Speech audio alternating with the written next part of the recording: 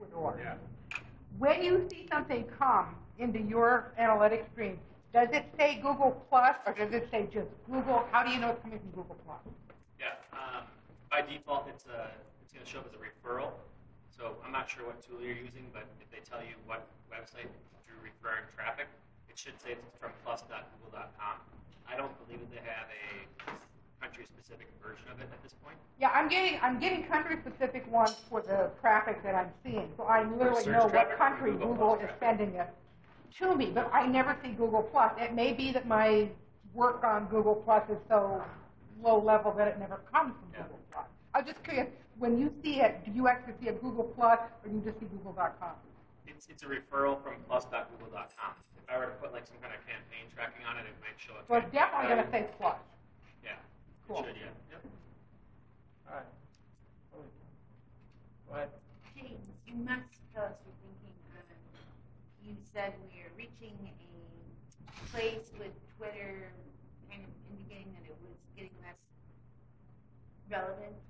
And I just thought it was interesting because I was in another meeting last week and people were saying, oh, Twitter's so over.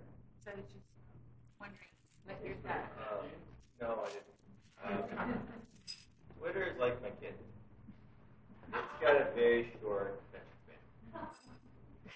You put something out there, and it's gone. And it takes a lot of attention to constantly repost stuff. It doesn't add a lot of value for search. A couple years ago, the fastest way to get indexed in Google was to tweet about it. They were buying data directly from Twitter. I had posts that I would tweet 5 seconds later. I'd go to the blog search, it'd be there.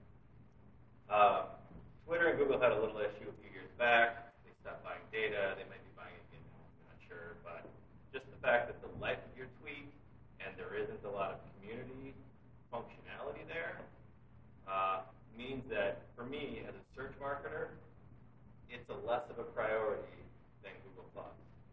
Facebook's still king right now, but like Bob said, you got to be all in on Google+ because you're influencing people and connections for the long haul. And I just don't think, unless Twitter comes up with some sort of groups or communities, hashtags aren't really doing it. LinkedIn had groups, still does. They sort of de-emphasized in the last few months of the redesign, but even MnSearch is seeing less engagement for our LinkedIn group than we are for Facebook. And by the way, next time I do a presentation, I'm giving away tickets to an MnSearch suite.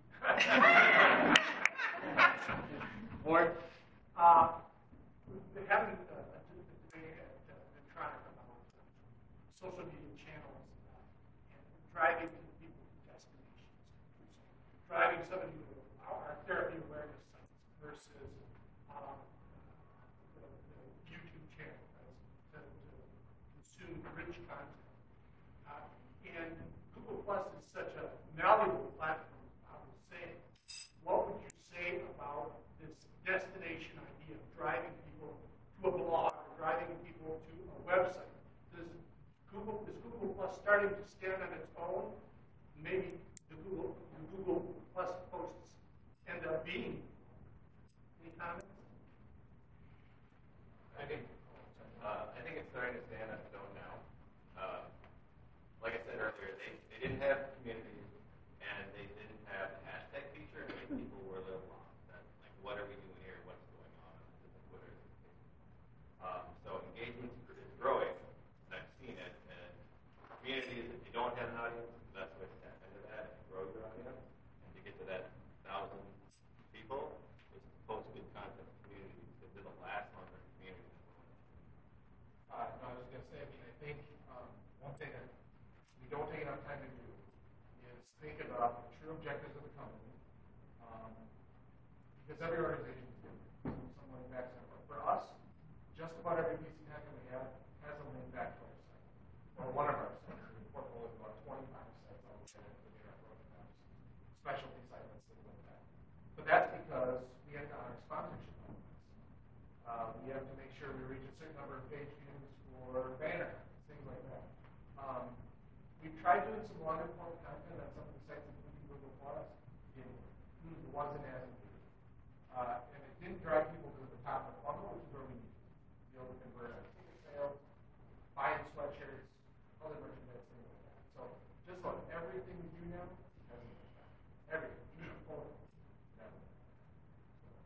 still trying to land people on different things. I'd say from a paid media perspective, I wouldn't pay to drive people to Google Plus at this point. Too many limitations. You don't like the concept of a page isn't really there. It's like a post, so it's not consistent. It's day and day driven, so it's not based on time. So you have to keep on updating it. The other thing is the measurement is not great. And the metrics I gave on Google Plus are very fuzzy. It's like a +1. It's not like it's more surface level metrics. It's not very deep in showing that something's working. I like what you were talking about driving other social media channels to Google Plus for exclusive content. I think that fits really well. I've seen a lot of marketing people do that where they actually tweet about their Google Plus posts, and that's how I find out about these things, and then I go there and engage with it. Google Plus is great because it's like a mini blog, but it's not quite as good as a blog. And so it's good at many different things, but it's not great at anything. So they need to go through some changes in order to support that, or maybe it's just going to be an intermediary for quite some time. All right, thank you very much. I have a client that I know. They're senior level business to business sales management consulting firm, and they know for sure half their audience isn't even on Facebook, yet alone Google Plus. Is there any inherent value to just participating in Google Plus for SEO alone, even if you know it's a barren wasteland of nobody's there? Absolutely. If you look at it, it's not going away. Google's all in on it. They actually fired employees because they weren't interested in working on the Google Plus project. They want to do a vertical or horizontal integration across everything, and you've seen it. YouTube has the Google Plus. Almost every utility now has Google Plus integration. So Google's all in. So it's only going to get to be more. They're only going to do more to drive their media power, their search engine power, all these different things to get you to use that network. So why not build a base now when it's easier, when it's less competitive? Even if you're not getting a lot of action, just put something out there. If you don't have a brand page, at least create the brand page and put a little box on your website so people that are already your fans can at least get on there. Because at some point, you're not going to want to be the last one on there when it does start to take off. So I would say do something. You don't have to engage with it a lot. A lot of times my engagement with Google Plus is, well, I get notified when people talk about certain things, so I'll actually engage that way. The other thing is when I post content, I just automatically post it on my Google Plus page so that it's actually out there. Now, it's not necessarily a lot of work going into that. It's automatically happening. But at least I'm getting my content out there and I'm getting it indexed for search. There's a lot of different benefits to it outside of actually saying I generated a sale from using Google Plus. And the longer you wait, the harder it's going to be to get over that learning curve. I mean, we're really doing direct and indirect training of our audience. When we first started doing Hangouts, it took us a good week to find people to participate. We had to train them how to get onto Google Plus, how to use it, so that they can participate in the Hangout a week later. But the indirect approach is, we do a lot of stuff on YouTube. People are saying, well, how do I get to be part of that Hangout? Well, that's Google Plus. And, hey, here's a post we wrote about how to get on Google Plus and you can join future Hangouts, things like that. So that's an indirect approach. It's really just this kind of slow training our audience of, this is where we're at now. We're doing a lot of unique things that we can't do on Facebook. And this is how you get that. Yeah, I think building your audience is going to be key. There's a couple techniques you can do. You can have a contest or exclusive content, something like that, and then you can buy paid search ads or Facebook traffic. Facebook also has this audience targeting capability where you can upload an email list and then show ads or posts to that audience. So we have a client that's got 50,000, 60,000 emails. We cycled through that, and we picked out the Gmail users. Because if they're going to go to Gmail, they're already going to be logged in. It's an easy transition for them to make their way up to Google Plus and to join the contest. So try to think of your audience and how you can get them through a newsletter or a blog post with a contest to just sign in. And here's another little tidbit. How many people log out of their Gmail account every day? How many people log out of Google Plus every day? So once they're in, you're usually engaged at some point. You just need to get them to follow you. Scott? Well, authorship, brand authorship versus personal profile authorship. Yeah, so the question is, can you be an author as your brand page, or do you have to be as an individual? Right now, it's only as an individual. Brands can't be authors, and there's rumors that might be that it's around the corner. There's numbers that have never happened.